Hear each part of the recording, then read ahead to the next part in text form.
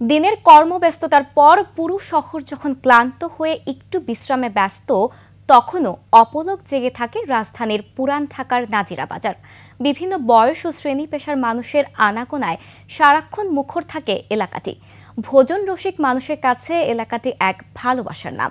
দিনের যে কোনো সময় গেলেই সেখানে মেলে মুখরোচক বিভিন্ন খাবার। নাজিরা বাজার ঘুরে বিস্তারিত সিরাত আল মুস্তাকিমের রিপোর্টে। ক্যামেরায় ওয়াও, স্টাইল দেখাও, Xenon X21 পারলে ঠেকাও। রাজধানীর প্রাণকেন্দ্র গুলিস্তানের সামনে বঙ্গবাজার এলাকা। সেখান থেকে পায়ে হেঁটে কিছুটা এগোলেই নাজিরা বাজার। এলাকাটিতে ঢুকলেই মনে হবে শহরের সব সুখ যেন এখানে এসে জমা হয়েছে। রাত যত গভীর হয় নাজিরা বাজারের আলোর রোশনাই ততই খুলতে থাকে। খাবারের দোকানগুলোর সামনে বাড়তে থাকে ভিড়। শহরের মানুষ নিশ্চিন্তে এখানে খেতে আসে। মাঝরাতেও নাজিরা বাজারে গেলে মনে হবে এই বুঝি সন্ধ্যা নামলো। দিনে এত ভিড় হয় না, হয় বাট এই খাবারের জন্য না। রাত্রে হচ্ছে ভিড়টা হচ্ছে খাবারের জন্য হয়। সি ফুড আইটেম পাওয়া যাচ্ছে, যেটা আগে খাওয়ার জন্য কক্সবাজার যাওয়া লাগতো, আর এটা এখন হচ্ছে আমাদের পুরান ঢাকাতে পাওয়া যায়।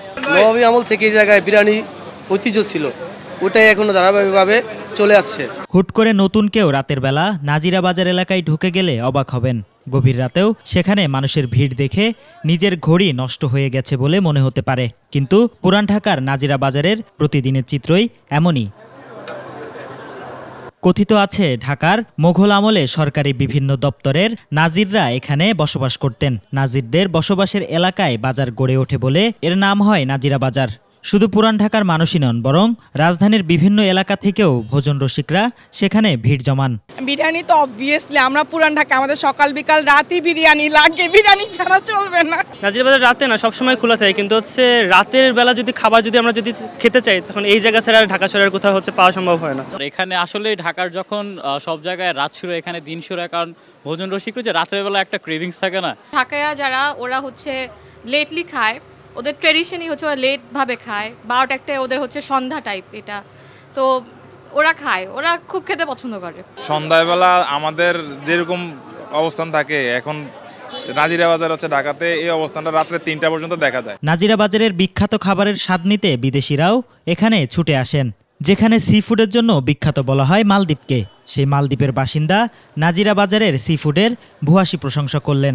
Maldives and seafood and here seafood there is a little difference. The taste and everything gets little low, but in Maldives we get fresh, so it's better in Maldives. আমি আসলে অস্ট্রেলিয়া থেকে আসছি, 3টা-4টা পর্যন্ত।